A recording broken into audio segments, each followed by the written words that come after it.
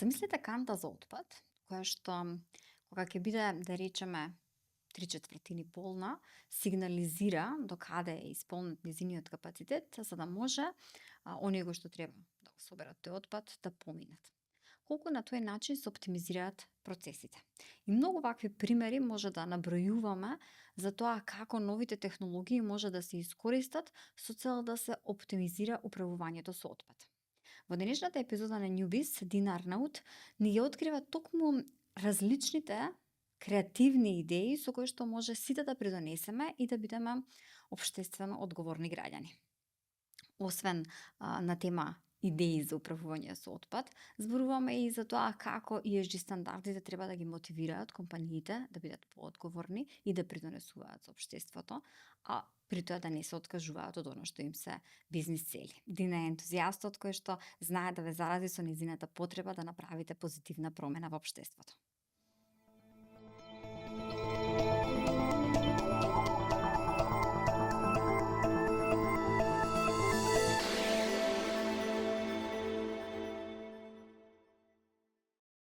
Дина Арнаут, добре дојде во Newbiz.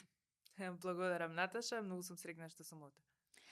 Имаш интересна преокупација, професија, хоби, страст, затоа што ретко кој во Македонија таква го инвестира своето време во нешто што може да направи сериозна промена во општеството.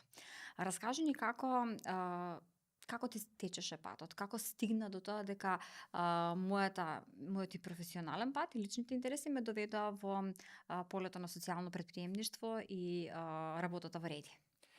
Јас сум секогаш водена од учинокот кој што ќе го остави мојата работа. Значи, никогаш не ме привлекувале работи кои што се од 9 до 5, не знаеш точно што работиш и зашто го работиш тоа.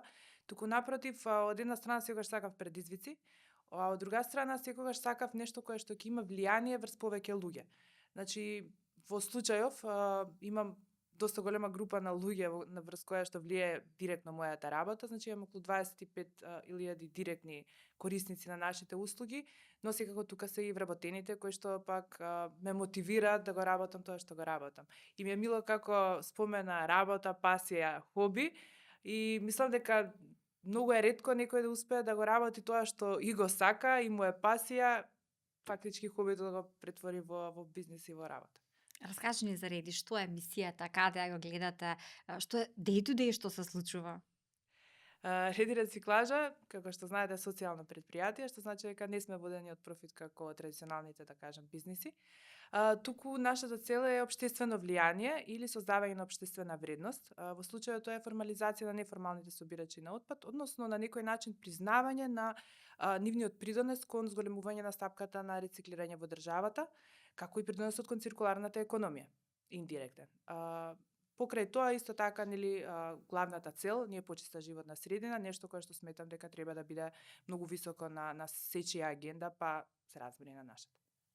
Раскажи ни за тие 25.000 луѓе кои што се директно вклучени во твојата секојдневна работа. Какви се нивните приказни? Каков е нивниот не само involvement, туку и нивниот бенефит од користењето на вашите услуги?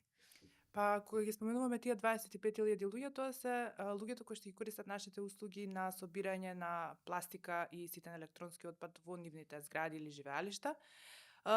Мислам дека најпозитивниот аспект во нашата работа кога се однесува на корисниците на нашите услуги е можноста која што ние им ја даваме, која што пред се е бесплатна, од една страна, а од друга страна има голема пристапност. Значи, наместо да одат до контейнер да се ослободат од својот отпад кој што може да се рециклира, тие тоа може да го сторат во својот влез или пред својата куќа, во канцеларијата во која што работат, во училиштето. Значи, им го правиме селектирањето на отпад многу попристапно и многу полесно, што се надеваме дека ќе придонесе кон поголем процент на луѓе кои што правилно селектираат и правилно и одговорно се ослободуваат од својот отпад. Каков е процесот? Проактивно ве контактираат или вие им предочувате дека имате ваква можност лесно да придонесете? Мислам дека веќе, барем во Скопје, доста од луѓето знаат за Реди рециклажа. Моментално имаме уште еден обид за мапирање на повеќе корисници преку прашалник на нашите социјални медиуми.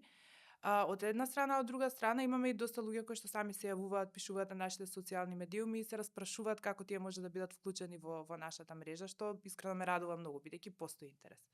Велиш полесно е за Скопје, затоа што е гласот се проширил, да речеме. Гледаш ли јас меѓу не само информираноста, туку и интересот на Скопје наспроти останатите градови во Македонија и села?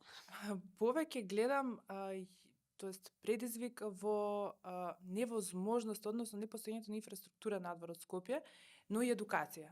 Некако сметам дека сите активности се повеќе фокусирани на главниот град, иако постојат секако иницијативи и во другите градови, меѓутоа од она што јас го приметувам посебно од аспект на акциите за собирање на електронски отпад во надвор од Скопје, луѓето се одушевени што им се пружа таква можност. А кај нас некако е тоа нормално, имаме и контейнери доста, имаме доста предпријатија и бизниси кои што се бават со тоа. Така да мислам дека е многу неблагодарно да генерализирам и мислам дека само сите треба да добијат можност, дека тоа е најголемиот проблем и се разбира едукацијата и подигањето на свест. Да прашуваат ли што се случува со собраниот отпад? Што му правите? Сигурно ли тоа му правите? Да, имаме такви прашања. Најчесто поставуваното прашање е дали го плаќаме. Кога го земаме од нив електронскиот отпад, на пример, првото прашање е колку. И тука почнува тој момент на едукација, понекогаш и половина час зборувам со луѓето на телефон, па ние го рециклираме, па тоа е битно, па тоа вака. Добро, ќе се слушнеме. Значи има и такви случаи, има и случаи кои што ќе се предомислат, кои што планирале да го продадат на неформален собирач, претпоставувам, меѓутоа преку зборувањето ќе се одлучат тоа да го сторат преку нас и да се некако осигураат дека нивниот отпад ќе стигне на местото каде што би требало да стигне. Секако дека има и такви прашања. Каде оди, надрисла ли го носите, бидејќи верувам дека постојат и примери каде што граѓаните на некој начин се разочарале од системот на управување со отпад, така да јас не се лутам кога ме прашуваат така, туку баш се обидувам да им објаснам и да лично гарантирам дека секое шишенце, секое капаче, секој маус и тастатура завршува таму каде што треба да заврши, односно на рециклирање. Социјално претприемништво. Како би ни го објаснила? За некој што можеби претходно го слушнал зборот, ама никош не размислува што се крие зад или што означува, како би го објаснила наједноставно за сите да го разбереме? Вака.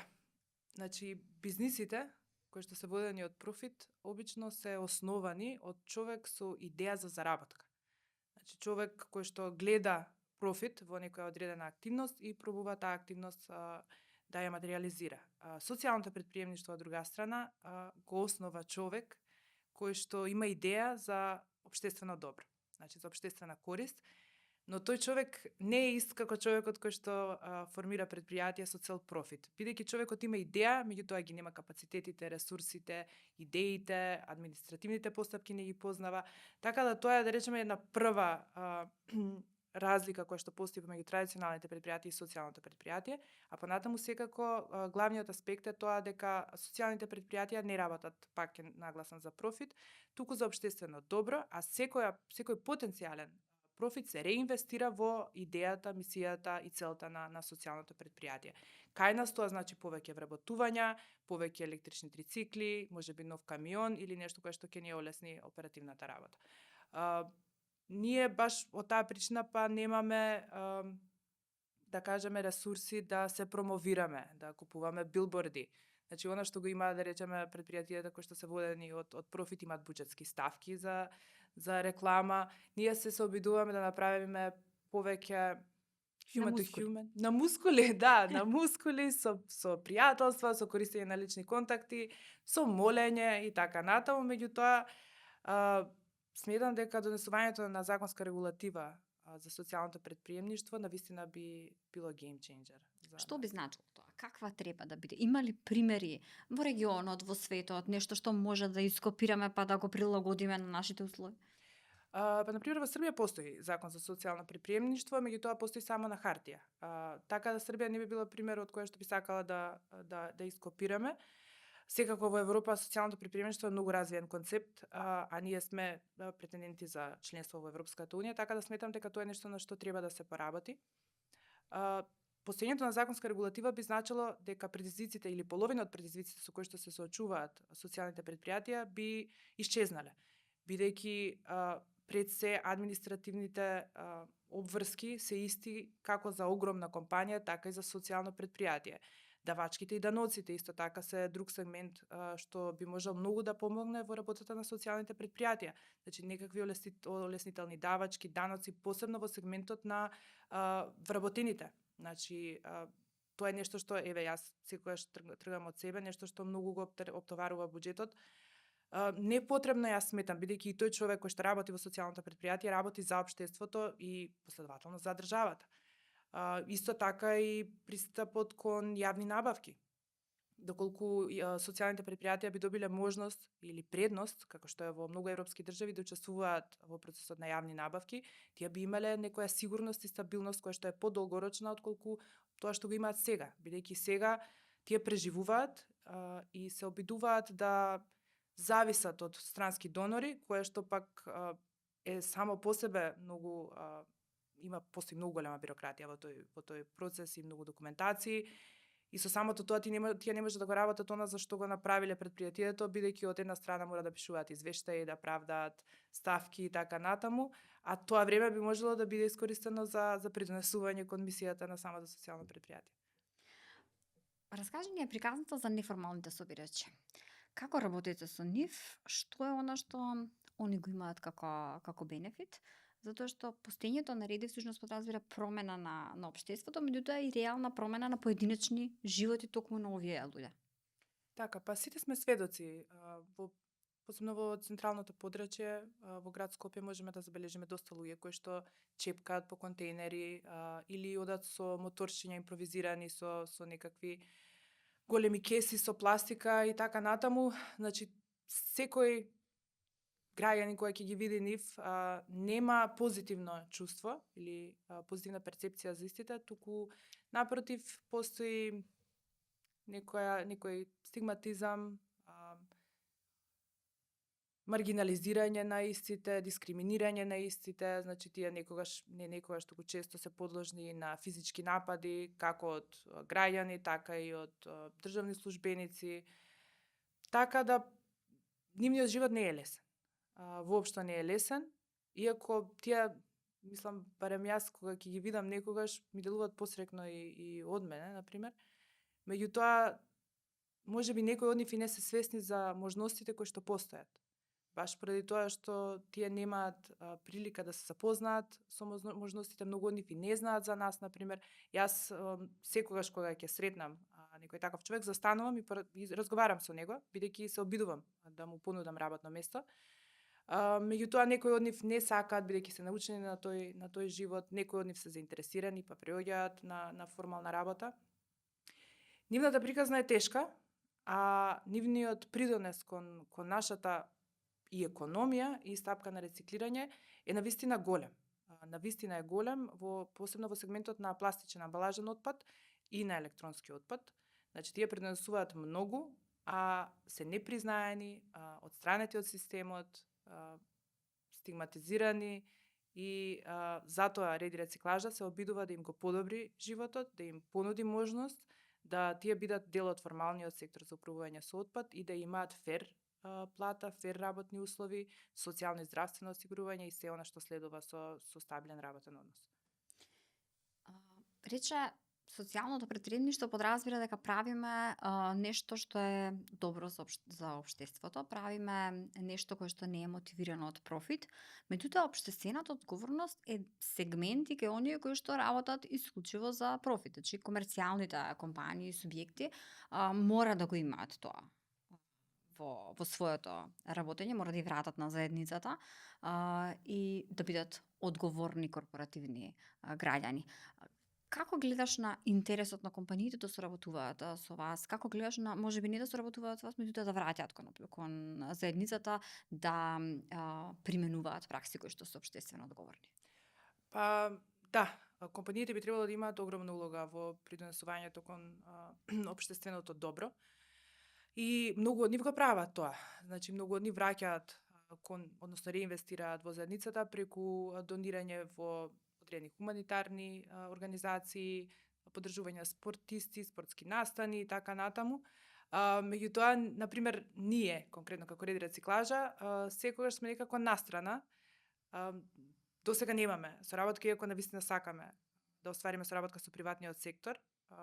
Зборувам за компании кои што не се од секторот на отпад, туку комерцијални компании кои што работат со производство и слично. И сметам дека потребна е едукација. И во овој сегмент е потребна едукација кај компаниите, колку е важна општествената одговорност и колку потрошувачите го приметуваат тоа. Значи, не само да се стави на хартија дека ете ние сме поддржале фудбал 3-3 во некаде, туку работата да се види на вистина каде се инвестира, зошто се инвестира и колку таа инвестиција понатаму има придонес кон заедничкото општествено добро, да кажам. Така да мислам дека треба да се едуцираат и самите компании, дека секоја инвестиција која што тие би ја направиле во социјалното претприемништво, би им се вратила дупло со добро. Тоа сум сигурна, бидејќи граѓаните и граѓанскиот сектор го препознава социјалното претприемништво и го поддржува и мислам дека дури граѓанскиот сектор е единствениот сегмент од општеството кој што го поддржува социјалното претприемништво за жал, но дефинитивно препознаваат општествено одговорни компании и ги наградуваат. Сега, тука се вклучува и муабетот за ESG. ESG стандардите многу се зборувани, дел од компаниите сега поставуваат стратегии, дел размислуваат дали воопшто треба да влегуваат во таа приказна, иако реалноста покажува дека во догледно време тим значи многу и од аспект на инвестиции, од аспект на економски перформанси.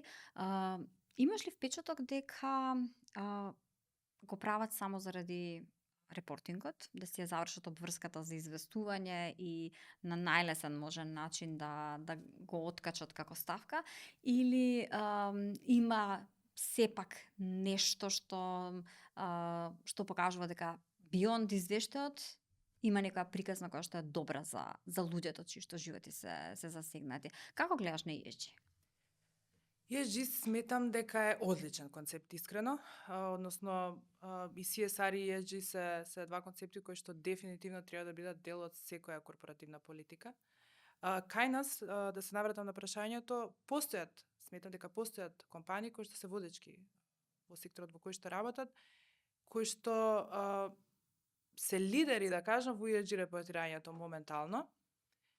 Меѓутоа, помаливе компании или средните компании, тоа го гледаат како ајде, они имаат пари, па затоа тоа го прават или како и да е, меѓутоа не гледаат дека тие каскаат веќе, дека ESG не е од вчера и можеби нема да биде за утре, но ќе биде за многу брзо нешто кое што ќе биде стандард. Во тоа сум сигурна, бидејќи зелената транзиција е нешто што е неизбежно и нешто кое што Европската унија навистина го потенцира и поддржува во сите свои политики и директиви. И мислам дека е многу подобро да се почне навреме, отколку да се чека сите да почнат, па да го направиме, што велиш, чисто колку да има некој извештајче да го прикажеме. Да, ама наместо да го гледаме ESG како обврска, мислам предприемачите треба да го гледаат како поттик моментално и да го искористат тој поттик за да не подоцна чекаат да стане обврска и тогаш да се брзат кога веќе ќе биде друг и пазарот, сите компании ќе функционираат на друг начин. Меѓутоа компаниите кај нас мора да препознаат својата одговорност, еколошка, одговорноста во управувањето, што е пред се транспарентноста и секако и социјалната одговорност, што значи грижа за своите вработени, грижа за општеството во кое што функционираме. Така да сметам дека ESG ќе биде иднината на претприемништвото во Северна Македонија. Како гледаш на новите технологии како можност за креирање алатки што ќе ги олеснат процесите? Претходниот пат кога се видовме зборувавме за можноста со AI да се селектира каков тип наткејнина е даден отпад. Сигурна сум дека има слични технологии кои што возможуваат, не знам, селекција на пластика или детекција на извесен метал во рамките на голем куп од отпад и дополнително се наметнува и можноста со блокчейн да се бележи определена пратка, не знам, даден тип на отпад за да бидеме сигурни дека навистина завршил таму каде што треба да заврши. Колку гледаш можности тука? Колку гледаш дека може многу да ни го олесни процесот? А, Одлично прашање, искрено ова е нешто каде што не можам секаде да го зборувам, многу би сакала. AI технологијата е технологија на еднината, мислам дека сите веќе сме свесни за тоа. Секој на некој начин користи односно вештачка интелигенција.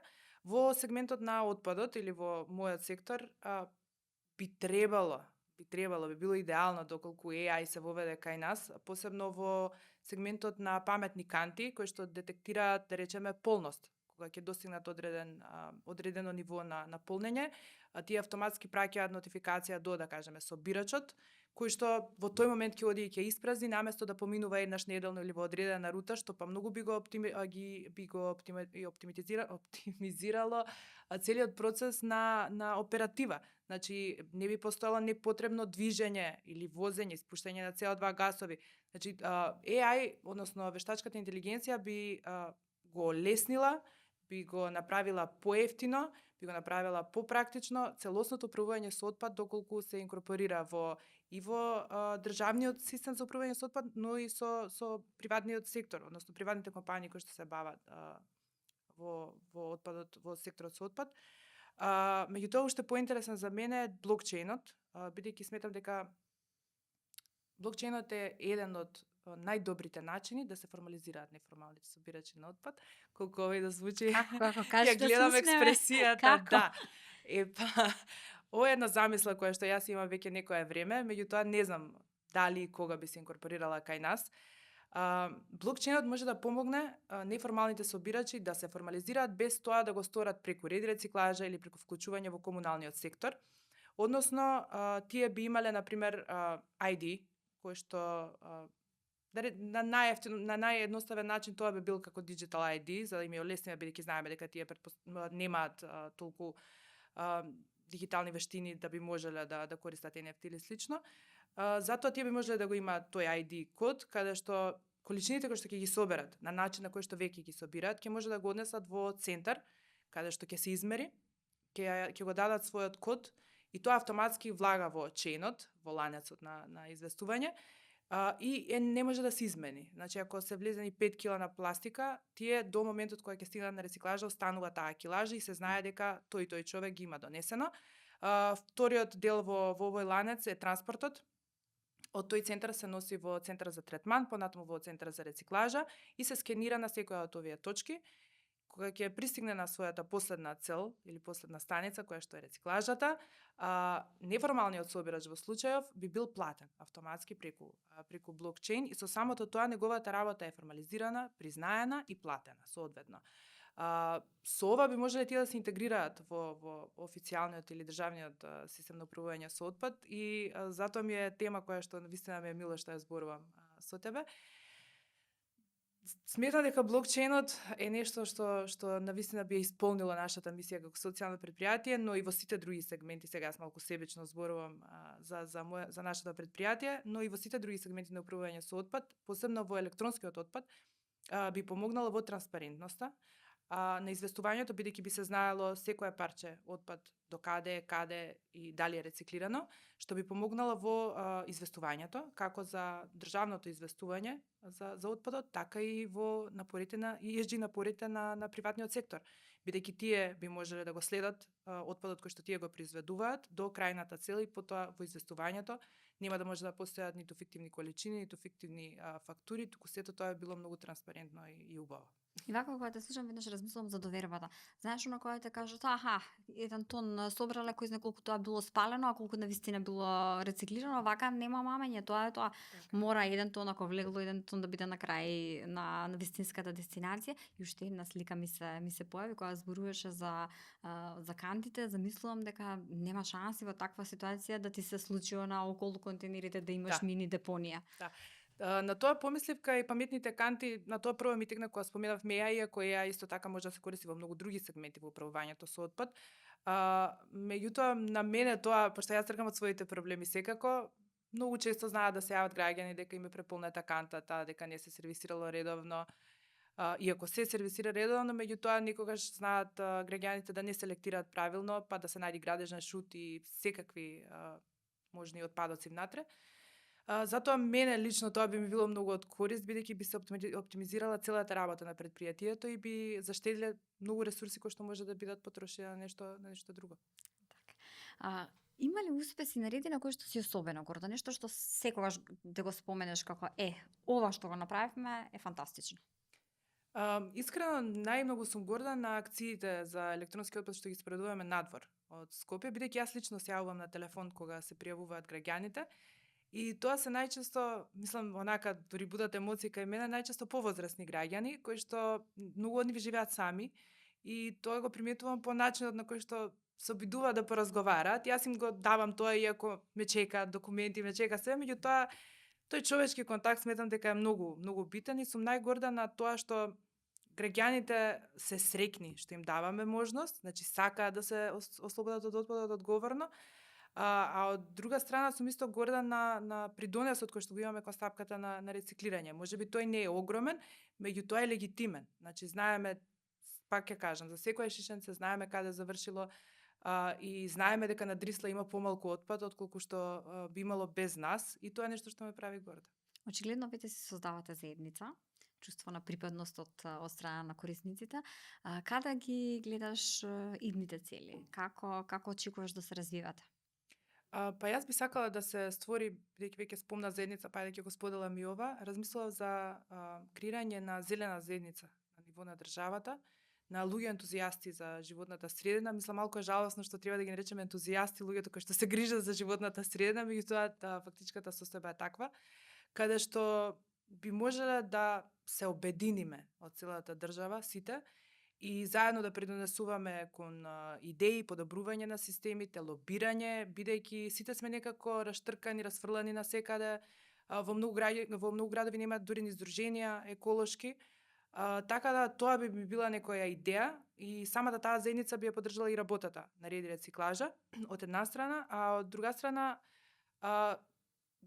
искрено јас многу би сакала јавните институции или државните институции да се вклучат, односно да не вклучат нас во својата работа, бидејќи несомнено придонесуваме кон подобрување на животната средина и зголемување на стапката на рециклирање.